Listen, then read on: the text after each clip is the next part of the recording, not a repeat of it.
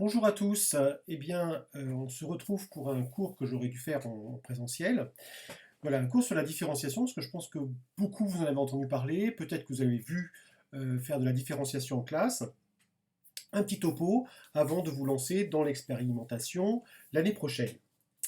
Alors, qu'est-ce que c'est que la différenciation? Comment est-ce qu'on peut la mettre effectivement en place? C'est toutes les questions qu'on va essayer de répondre maintenant.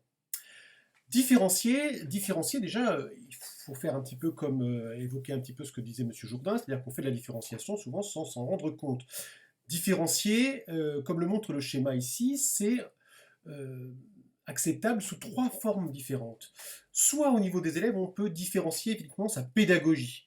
On en a suffisamment parlé, suffisamment, jamais suffisamment, mais on en a quand même pas mal parlé, à savoir utiliser la pédagogie par le jeu, la pédagogie par objectif, la pédagogie par projet, euh, la pédagogie de groupe. Tout ça, ce sont en fait de la différenciation qui va se situer au niveau des élèves. Ensuite, vous allez avoir de la différenciation, de la diversification des procédures, en fonction, par exemple, des élèves qui sont plus visuels, plus kinesthésiques, plus auditifs. Faisons référence ici aux intelligences multiples. On va encore une fois adapter son enseignement, et notamment les savoirs par rapport à la connaissance qu'on peut avoir des élèves. Et puis troisième pôle, évidemment, c'est varier les démarches. Et ça, c'est notre propos d'enseignant, varier les démarches, c'est-à-dire varier les stratégies d'apprentissage que l'on va donner aux élèves. Dans tous les cas, la différenciation telle qu'elle est conçue et telle qu'elle est imaginée en fait par l'institution et telle qu'elle est proposée dans les classes, c'est une différenciation qui consiste à ne pas fixer des objectifs d'apprentissage différents selon le niveau des élèves. Il n'est pas question de baisser ou d'augmenter les objectifs, il est plutôt question de choisir, d'adopter en fait un parcours. Les objectifs sont les mêmes pour tous, des objectifs qui sont des objectifs de socle commun. Ce sont les stratégies, les chemins que l'on va tracer pour les élèves qui vont être différents. Certains seront plus courts, d'autres seront plus longs. En cela va résider la différence entre ce qu'on appelle la différenciation, ce que je viens d'évoquer ici, et ce qu'on appelait, je dirais avant, l'enseignement individualisé. Alors, juste pour lancer un petit peu la question de la différenciation, ce n'est pas une question récente. C'est une question, au contraire, extrêmement ancienne, qui a mobilisé les pédagogues, les enseignants depuis très très longtemps, notamment depuis le 4e siècle avant Jésus-Christ en Chine, au 1er siècle après Jésus-Christ à Rome, par exemple, chez Quintilien, qui, je le cite, dit « Un maître habile doit commencer par bien connaître l'esprit et la nature de l'enfant qui lui est confié. » C'est exactement le propos qui nous préoccupe aujourd'hui. Alors, quelques points de repère, quelques expériences particulières, exploratoires, pionnières, effectivement, dans la différenciation. Première parmi elles, je veux parler de l'expérimentation menée par Ellen Parkhurst aux États-Unis. Ellen Parkhurst est quelqu'un qui a été sensibilisé, si vous voulez, à la pédagogie par John Dewey et ensuite qui est parti faire quelques prestations, quelques stages, on dirait aujourd'hui, en Europe et notamment dans l'école de Maria Montessori, dans une des écoles de Maria Montessori, qui est revenu aux États-Unis et qui va à Dalton, dans le Massachusetts, va monter une école un peu particulière basée sur l'individualisation du travail des élèves en fonction de leur niveau et de leur personnalité. Il y a tout un travail qui est déjà élaboré au départ par l'enseignante, qui est un travail de fiches individualisées pour connaître parfaitement les élèves, menées à partir d'entretiens. À partir de là, à partir de ces fiches, les rythmes scolaires vont être libres, vont être calqués en fonction des aptitudes psychologiques de l'enfant. Auto-évaluation, ça veut dire aussi. Ça veut dire aussi contrat établi entre l'enseignant et l'enseignant. Entre l'enseignant et l'enseigné. C'est ce que Ellen Parkhurst va nommer le plan Dalton. C'est-à-dire vraiment un programme déterminé en fonction des besoins d'élèves, de ses compétences et de ses capacités, et des objectifs à atteindre. Objectifs donc individualisés. Dans les autres Autre expérimentation parmi les 3 que je vous propose, une autre menée aux États-Unis, cette fois-ci sur un plan un peu plus large, sur une autre échelle, celle de Carlton Washburn dans l'Illinois. Voilà, Washburn va être à l'origine d'un plan qui s'appelle le plan Winnetka, et qui est un plan qui va concerner non pas seulement une école, mais tout un comté, hein, le comté de Winnetka dans l'Illinois. Ce comté va être, donc les élèves du comté vont avoir un manuel qui est conçu pour le travail en autonomie, avec un premier programme autocorrectif en calcul. Donc les élèves, voilà, vont pouvoir avancer selon leur rythme, leur propre rythme. Troisième expérimentation. Cette fois-ci, on fait un bond, on passe l'Atlantique et on arrive en Suisse, à Genève, avec Robert Dautrins, pédagogue suisse, qui ouvre ce qu'on appelle l'école du Mail à Genève, et qui est basé sur un fichier de travail individualisé, qui correspond aux besoins de l'élève.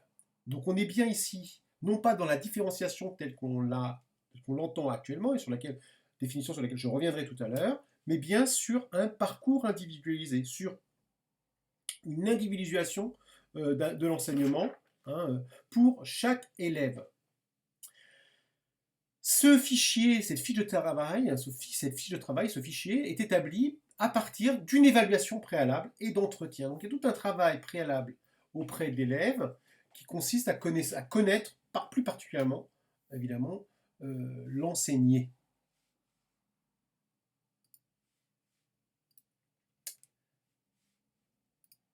Alors, j'essaie de patouiller dans les diapositives. Voilà, j'y suis. Autre personnage, alors, qui ne fait pas partie des expérimentations, mais qui font partie aussi des gens qui ont alimenté la réflexion sur la différenciation, je veux parler de Célestin Freinet, instituteur avance, hein, qui va prôner donc l'entraide mutuelle, les fichiers, les cahiers autocorrectifs, les plans de travail. Alors, plan de travail au sens où l'entend Helen Parker, c'est-à-dire qu'en gros, on détermine un plan de travail en fonction de ce qu'on attend de chaque élève. Il s'agit ici de finaliser les apprentissages par une activité mobilisatrice et faire effectuer les apprentissages par des procédures différenciées et adaptées à chaque élève. On est encore ici dans un enseignement qui tend vers un enseignement individualisé.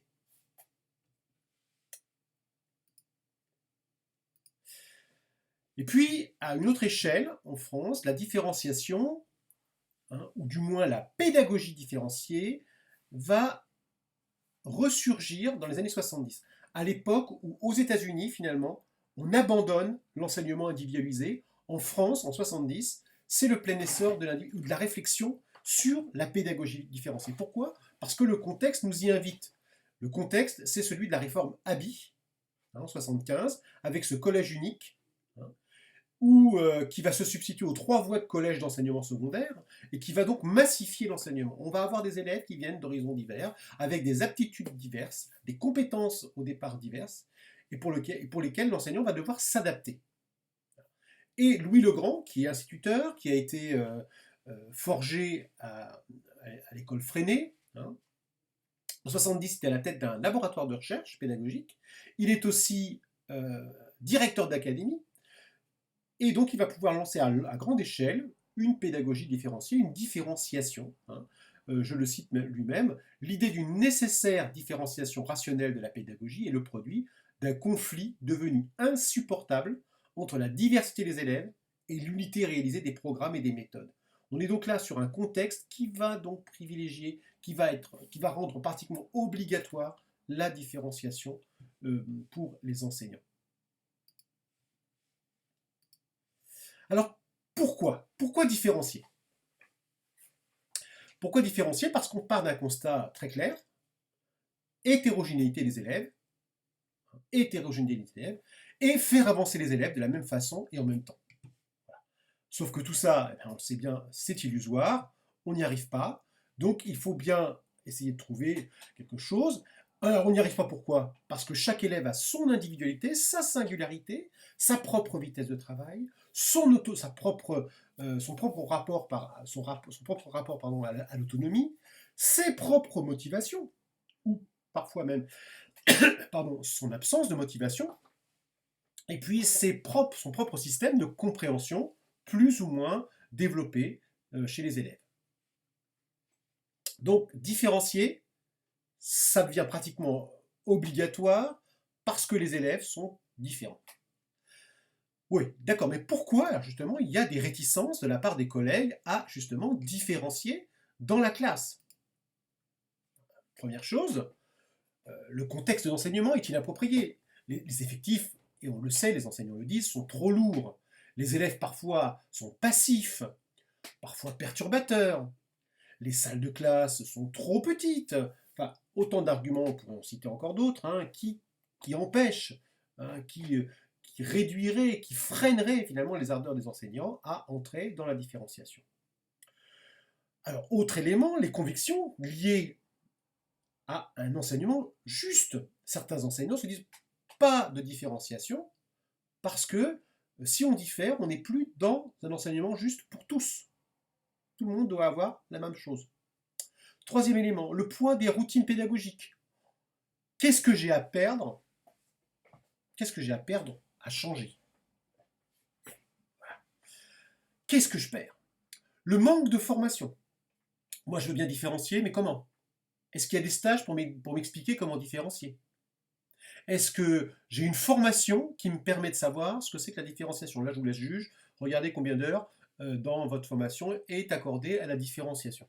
Alors là, du coup, aujourd'hui, on ne va même pas être dans la notion de l'heure, dans le timing de l'heure. Le manque de temps. Ah ben, j'ai des classes qui sont surchargées. Combien de temps je vais pouvoir accorder à chacun sur la différenciation? Et puis différencier, ça doit être une véritable usine à gaz. C'est-à-dire quoi? Préparer, pour chaque élève, j'ai 24 élèves dans ma classe, préparer un parcours différent suivant chaque élève. Je vais passer des nuits et des nuits. Et puis, voilà, la peur du changement, c'est ce que j'expliquais tout à l'heure. Hein. Qu'est-ce que j'ai à gagner? Qu'est-ce que je vais perdre à imaginer, à différencier dans ma classe? Bon, qu'est-ce qui existe déjà maintenant? Qu'est-ce qui existe déjà dans les classes? Dans les établissements scolaires, il y a déjà une constitution déguisée de classes de niveau. Ça peut exister. C'est souvent repoussé par l'inspection, mais parfois ça existe, ça ressort. Il y a des dispositifs d'aide et d'accompagnement personnalisés externes à la classe. On les connaît. Il y a des redoublements qui sont censés réduire le degré d'hétérogénéité des classes. On sait qu'aujourd'hui, on freine un petit peu sur ces redoublements. Dans les classes, il y a une différenciation pédagogique qui est peu présente et qui s'étiole au fil de la scolarité primaire et secondaire. Elle est assez présente en maternelle et de moins en moins en cycle 3, et je ne parle pas du cycle 4 et cycle 5, et voire même au lycée. Même si, évidemment, le discours officiel dans la formation des enseignants du second degré va aussi vers la différenciation. Une différenciation qui se tourne souvent essentiellement pour les élèves en difficulté.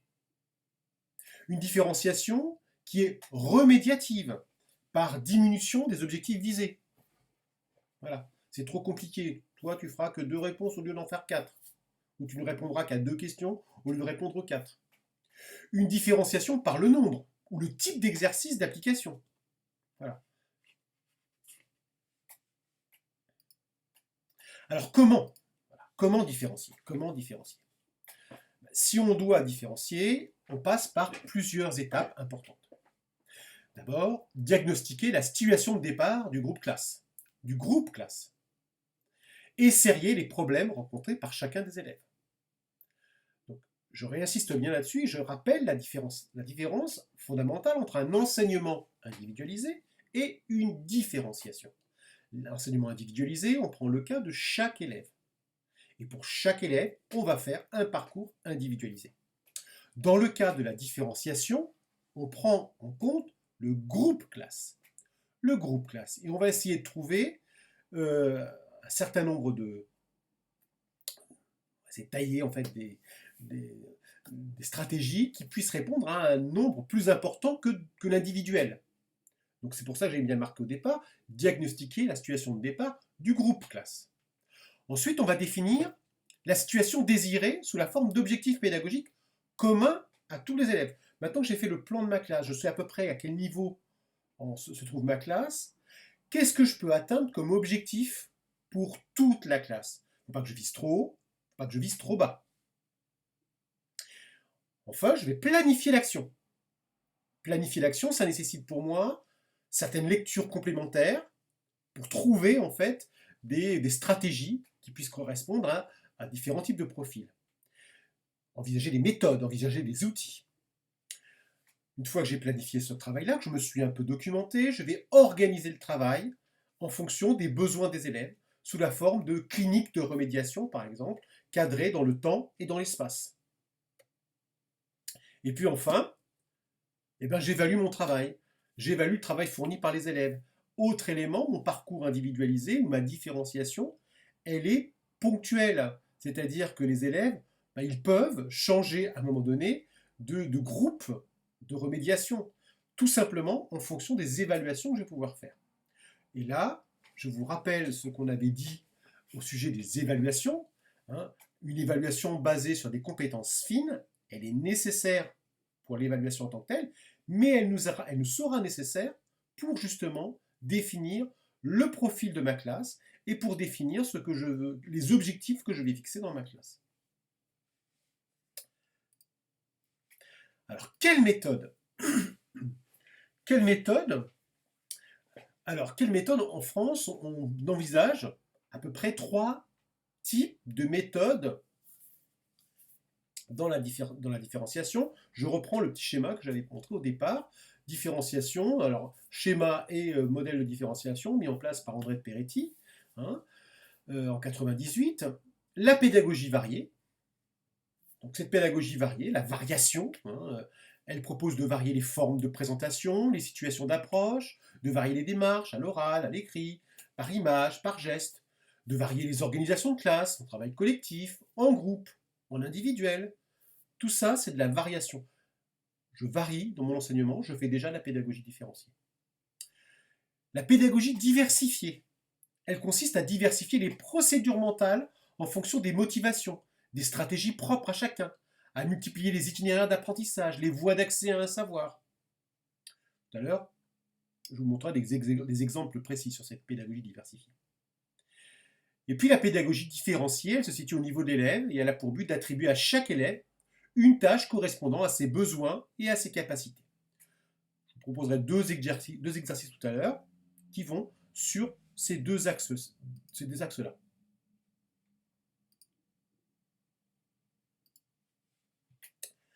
Alors, ce que propose Mérieux, dans son schéma, pour lui, 2 types de différenciation pédagogique. Peretti 3, pour Mérieux 2. En fait, sur les deux, quand je vous montre ici, que ce soit la différenciation successive et la différenciation simultanée, on est sur la diversification et la différenciation. Voilà. On peut recouper, en fait, avec le schéma de Peretti de tout à l'heure. La différenciation successive, c'est celle qui correspondrait plus à ce que Peretti appelle la différenciation. Un même objet d'apprentissage pour tous avec une adaptation des outils, des supports, des aides par rapport à l'élève. Vous voyez, on a un objectif final et 3 démarches. Je vous en proposerai une tout à l'heure, un exemple tout à l'heure. La différenciation simultanée. Simultanée. Là, on serait plus dans la diversification envisagée par Peretti. Plusieurs objectifs d'apprentissage différents, adaptés au réel et diverses compétences des élèves. Et on va avancer comme ça par étapes successives. Alors, exemple. Je vais prendre tout de suite un exemple.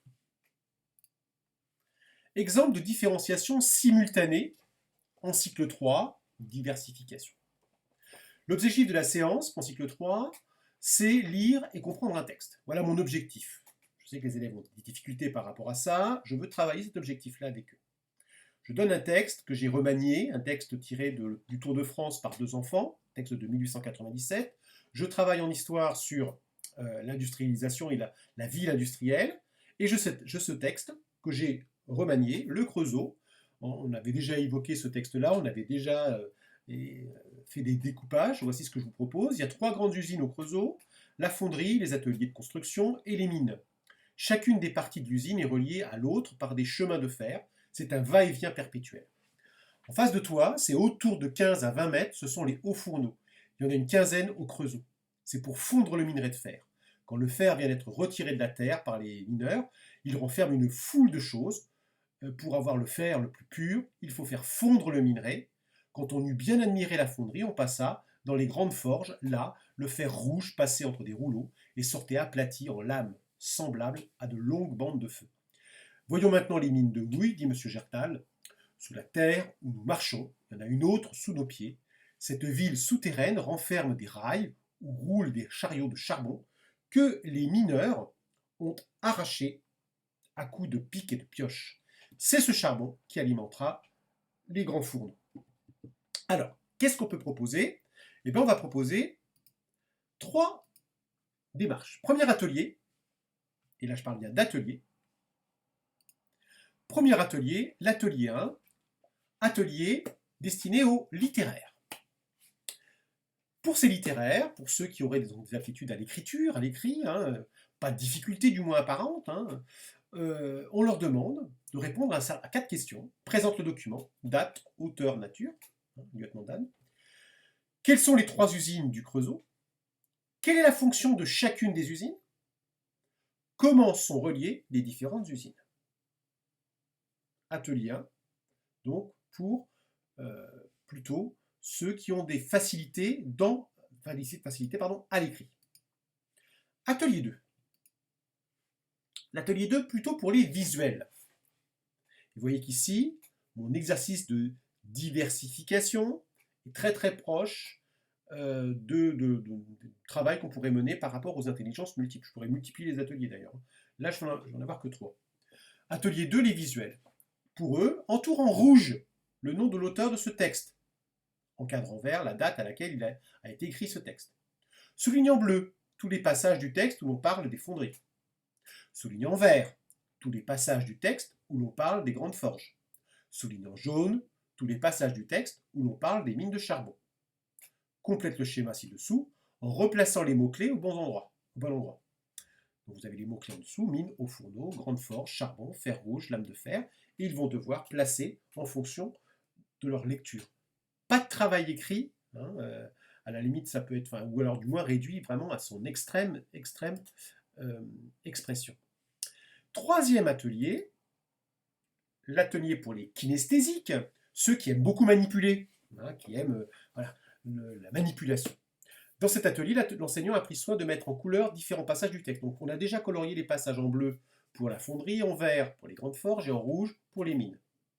Et puis on place au centre de la table de travail des étiquettes portant des mots suivants, fonderie, grande forge, mine, fer, charbon, lame de fer et fer rouge. Et on va demander aux élèves, entourer en rouge le nom de l'auteur de ce texte, encadre en vert la date à laquelle a été écrit ce texte. Donc là on est toujours sur cette question finalement d'identification du document. Divisez-vous en 3 binômes. Chaque binôme joue le rôle d'une usine du Creusot. Aidez-vous du texte. Donc, fonderie, grande forge, mine. Donc, chaque binôme va prendre la carte fonderie, grande forge, mine. Chaque binôme prend ensuite la matière qu'il produit. Aidez-vous du texte. Qu'est-ce que produit la fonderie? Qu'est-ce que produit les grandes forges? Qu'est-ce que produisent les mines? Comment chaque binôme parvient-il à produire ce qu'il produit? Aidez-vous du texte. Donc, d'où vient le fer? D'où vient le charbon? D'où vient la lame de fer, etc. etc. Donc ils vont être obligés d'échanger. Là, je vous remets un peu ce que les élèves vont avoir en face d'eux, le texte avec les différentes couleurs, les étiquettes qui vont se distribuer, et puis comment on pourrait imaginer comment ils vont faire passer fer rouge, fer, charbon, lame de fer, comment ça va passer. Ils vont se le prendre déjà pour chaque unité de production, et puis ensuite, d'où vient-il? Donc, entre eux, ils vont manipuler ces étiquettes pour montrer un petit peu comment ces différentes matières et matières premières sources d'énergie vont transiter entre les grandes unités productives. Deuxième exercice, deuxième exemple de différenciation, et ici on est sur une différenciation successive, ce que Peretti appelle de la différenciation. Deuxième exercice, donc voilà, objectif de la séance de différenciation, réaliser une carte des activités autour de la place du village. Donc on a une carte déjà donnée. Les élèves sont allés sur le terrain, ils ont rempli une fiche signalétique pour chacune des boutiques présentes autour de la place du village. On a classé les activités en plusieurs catégories, commerce, services, administration, tout ça, ça s'est fait en fait sur le terrain. De retour en classe, on remet à chaque élève le même fond de carte, suivant, avec une fiche de procédure correspondant à leurs besoins identifiés par l'enseignant. Alors, identifiés par l'enseignant, je vais y revenir après. Donc là, je vais avoir un premier mode. Il faut que tous ont le même objectif. Hein. Tous ont le même objectif, c'est-à-dire compléter la carte, réaliser une carte. 3 modes. Premier mode, le mode j'y vais sans filet. Et on donne à l'élève, en utilisant les notes que nous avons prises lors de la sortie, réalise une carte des activités autour de la place du village. N'oublie pas d'appliquer TOL, titre, orientation, légende. Il se débrouille tout seul et en parfaite autonomie. Il va juste utiliser en fait les fiches qui ont été collectées pendant la sortie.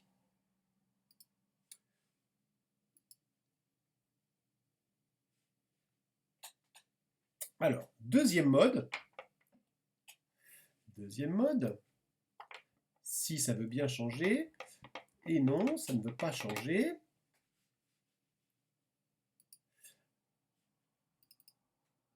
Alors, j'essaie de relancer le chose, excusez-moi. Voilà. Mode 2, je prends un plan. Je prends un plan, donc là, vous voyez, la méthode est un petit peu plus guidée. Reprends les fiches que nous avons complétées lors de la sortie sur la place du village, classe les fiches en 3 catégories. Ils n'ont pas plus de choses à faire que les autres. Ils ont la même chose à faire que les autres, sauf que la façon pour y arriver, le chemin qui va les conduire à la réalisation de la carte, est un peu plus guidé. Construis une légende, colorie de la couleur correspondant à sa catégorie chacune des boutiques situées autour de la place du village, donne un titre à cette carte et inscris-le au-dessus, indique par une flèche la direction du nord. Titre, orientation, légende, échelle. Mode 3, excusez-moi, il y a une petite coquille. Mode 3, je suis le guide. Donc tout à l'heure, c'était je suis le plan. Là, vous voyez, j'ai encore plus de détails. Ils n'ont pas plus de choses à faire. En revanche, ils ont la fiche de procédure beaucoup plus détaillée. Reprend les fiches que nous avons complétées lors de la sortie sur la place du village, classe les fiches en 3 catégories, commerce, service. On leur donne des aides là. On leur dit exactement tout ce qu'il faut faire. En dessous du fond de carte qui t'a été remis, trace 3 rectangles de légende. On leur explique comment faire une légende. Tout à l'heure, on leur demandait simplement de faire la légende. Là, on leur explique comment faire la légende. Etc. etc. Enterrant des fiches pour localiser chacune des boutiques, coloris de la couleur correspondant, etc. etc., etc. Je ne vais pas détailler plus. Je vous ai mis d'ailleurs en pièce jointe le contenu de cet exercice. Donc voilà. Dans ce travail-là, l'élève est placé suivant 3 modes. Alors, je disais, j'allais revenir un petit peu sur la méthode, c'est-à-dire comment on met ça en place. Comment on met ça en place, c'est assez simple. Il y a 2 façons de faire. Soit vous dites aux élèves, vous savez déjà, et vous dites, tel groupe prendra le mode 1, tel groupe prendra le mode 2, et tel groupe prendra le mode 3. Et vous avez déjà fait les groupes. Soit il n'y a pas de groupe, mais c'est vous qui conseillez aux élèves de prendre tel ou tel mode. Première méthode. Deuxième méthode, vous laissez les élèves faire ce qu'ils veulent. C'est-à-dire qu'ils choisissent leur mode de fonctionnement, avec l'autorisation, le droit, en cours, de changer de mode. C'est-à-dire qu'ils peuvent très bien prendre le mode 1, s'apercevoir que le mode 1 est compliqué, et dire, non, je vais prendre le mode 2. D'accord ? Ça peut être intéressant même de contrôler comment les élèves changent de mode, et quels sont les élèves qui changent de mode, et vers quel mode ils vont. Est-ce qu'ils vont vers le plus difficile, ou est-ce qu'ils vont vers le plus facile ? Voilà. Donc 2 façons de faire, 2 différenciations. C'est ainsi que je vais conclure sur ce que c'est que la différenciation. Je pense qu'à partir de ces 2 exemples-là, j'espère avoir été clair. Enfin, en tout cas, vous savez, vous pouvez toujours me questionner par l'intermédiaire de la boîte mail. Alors ici, j'ai 2 petites choses que je voudrais montrer. Effectivement, c'est pour aller plus loin. En gros, actuellement, la différenciation sur le sujet, on a deux spécialistes, on va dire, deux spécialistes internationales, puisque ce sont 2 femmes. Une américaine, Carol Ann Tomlinson, La classe différenciée, l'ouvrage que vous avez ici, qui est un ouvrage évidemment traduit.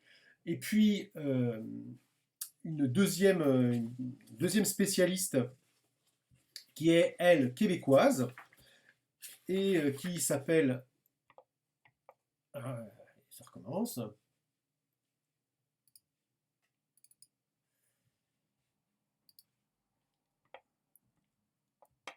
Voilà. Autre ouvrage de Caroline Tomlinson, oui, Différenciation en classe. Et le troisième ouvrage, qui est de Jacqueline Caron, Apprivoiser les différences. Voilà. Donc 3 ouvrages qui sont des ouvrages fondamentaux. Alors tout de suite, ce sont des ouvrages qui sont parus chez le même éditeur, vous voyez, hein, je ne sais pas si vous vous trouvez, hein, Apprivoiser les différences. Ces 3 ouvrages-là sont assez chers. Hein, on est autour de entre 30 et 40 euros, hein, pour se les procurer dans leur traduction française. Voilà. Donc ça peut être un bon achat, et je m'empresserai d'ailleurs de conseiller l'achat à Aude pour que le CRD puisse se procurer ces 3 ouvrages. Voilà, et bien écoutez, ainsi se termine notre petite approche de la différenciation. Surtout, n'hésitez pas à me poser des questions par le mail. Et puis, on se retrouve très prochainement. Je vais faire encore 2 autres vidéos. Une vidéo sur jouer en histoire-géographie et une autre vidéo sur l'intégration des TIS dans l'enseignement de l'histoire-géographie. Voilà, bah écoutez, je vous souhaite une bonne journée, une bonne soirée, enfin en tout cas, encore un bon confinement. Et puis à très bientôt, j'espère.